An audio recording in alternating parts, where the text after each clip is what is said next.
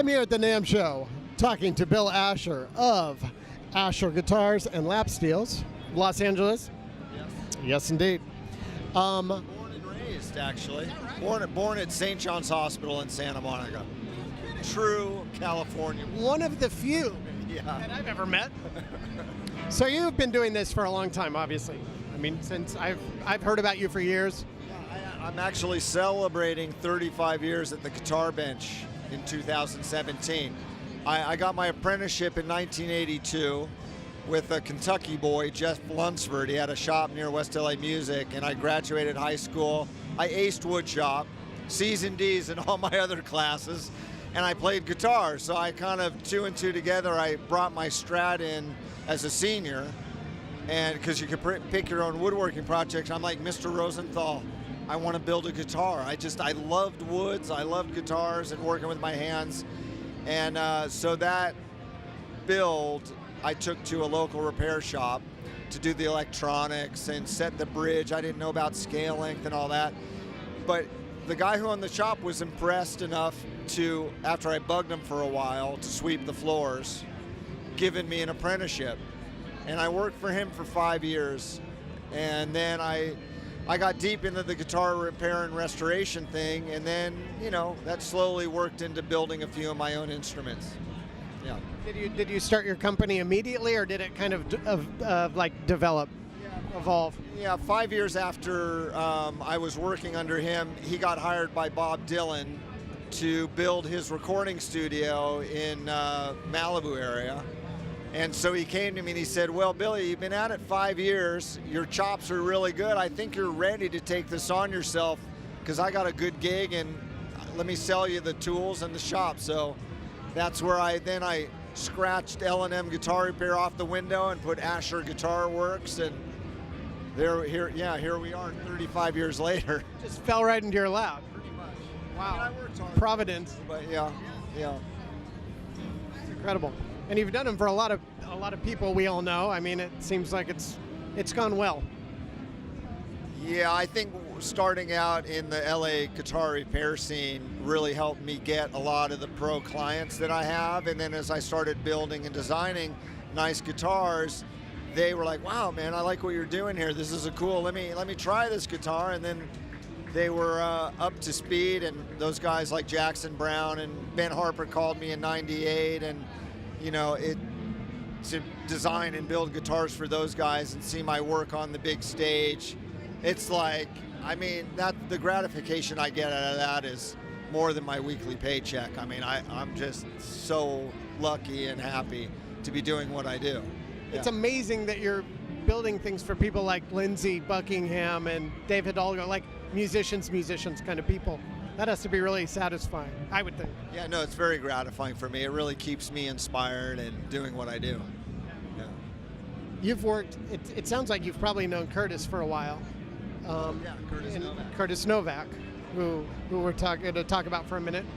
How did that relationship begin? Do you remember that time? Yeah, you know, I had heard about his pickups when I was doing a project build for Jackson Brown, because he had this kind of arch top guitar, an old Epiphone from the 40s, and he was looking for a nice microphonic pickup, because Jackson's always really liked the sound out of some of the old Tysco pickups and some of the old Tiarman stuff.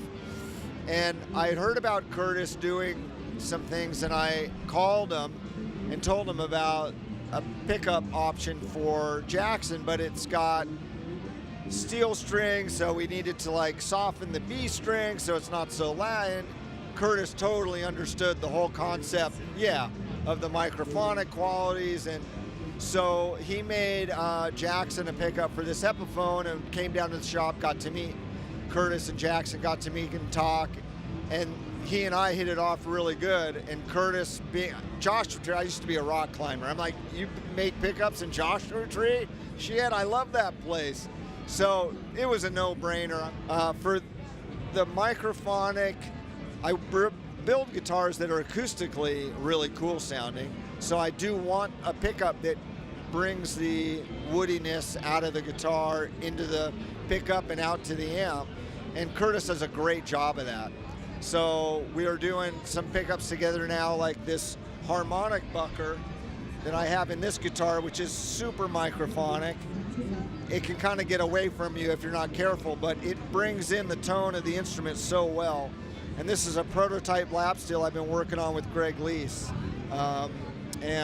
This is one of his harmonic buckers that we've been working on with one of my custom covers. I could give it a little play just so you kind of understand the tone and what's happening here.